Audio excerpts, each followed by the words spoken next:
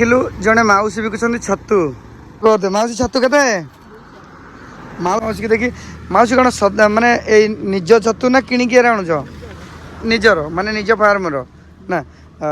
माने किसी दौच बिका ना जी बाहर तुम बिकुच ओहो माने मौसी बिकुंट आ पुओ बिकुंट ये हूँ निज फार्म छतु आ बेगुनिया पाल बड़ भाई को नमस्कार सान मान को हाय मैं तुम राजेश भाई नहीं आसी फिर से गोटे नुआ वीडियो भाई भाई आम बर्तमान अच्छे बेगुनिया पाल माने भापुर टिके पूर्व जाइलु गोटे सुटिंग करी घर को जाऊँ टिके आगे भापुर छक आखिलु जड़े मौसी बिकुंट छतु छतु तो मो बो को बहुत पसंद तो देखिकी मौसी की अटकी गलु देखी पाते मौसी छतु के मौसी बिकुंट 200 आमर एटा बेगुनिया पाल आ भापुर पूर्व भापुर छक पूर्व ना कि ना कौन आ सदा बिकुच ना कौन आज सबुदिन तो गोटे खुशी लगिला मौसी गोटे वर्षा बेल छतु बिकुं माने वर्षा कौन खरा कौन सदा बिकुं आने मो कहीं मैंने वर्षा दिन में बचुन अन्य दिन तो छाड़ बढ़िया माने गोटे निजर गोटे इनकम संस्था ये आ बढ़िया खुशी लगिला मौसी की देखी मौसी कौन सदा माने निज छतु ना किणिकी आणुच निजर माने निज फार्म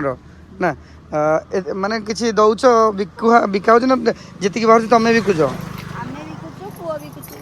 ओहो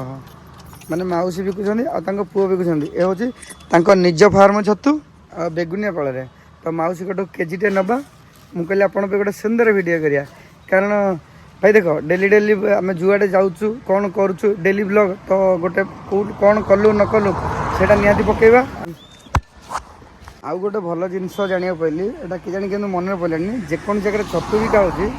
भाई से अध के जी कहते अध के जी रुहेनी केजी कहले केजी रुहेनी ये 400 से 800 रुहे आ मौसी कहे मैंने आम प्योर रोजन कर देख आ 200 टका नौ सी भी 200-220 नौ अन्य मैंने प्योर गोटे केजी तो भल लगे मौसी कहले भी कथा शुणिकी भल लगे मुझे कहली यहाँ कहीदेव ना ये गोटे भल जिन मौसी कहले निहाती कहवा हाँ मौसी जाऊँ देदेलु पैसा देखिए कि देखिले तो तुम ना मो कथा बुझुन मुझे भल माने मु तो पैसा देली तुम जान ना मुझे देखेबी देखिले जानीदेव ओहो अच्छा मुझे मौसी कहले हाँ हाँ ठीक है तो हाँ ठीक अच्छे मौसी को मुझे फोन पे कर देছি मौसी को सक्सेसफुल मेसेजटा देखा तो रखुच्छी।